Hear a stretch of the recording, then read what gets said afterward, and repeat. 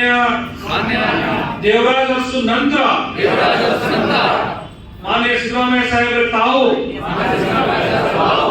ದೀರ್ಘಾವಧಿ ಮುಖ್ಯಮಂತ್ರಿಯಾಗಿ ಅಂದ್ರೆ 7 ವರ್ಷ 240 ದಿನಗಳನ್ನ ಇದೇ ತಿಂಗಳು ಜನವರಿ 7ಕ್ಕೆ ಪೂರೈಸಿರುವುದರಿಂದ ಕರ್ನಾಟಕದ ರಾಜಕೀಯ ಇತಿಹಾಸದಲ್ಲಿ ಇದೊಂದು ದೊಡ್ಡ ದೀರ್ಘಾವಧಿಯ ದಾಖಲೆ ಎಂದು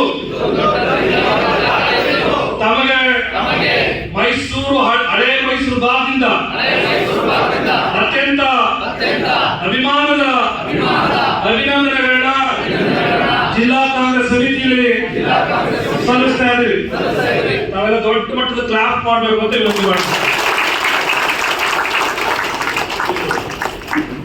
ಯಾಕೆಂದ್ರೆ ನಿಮ್ಮನ್ನೆಲ್ಲ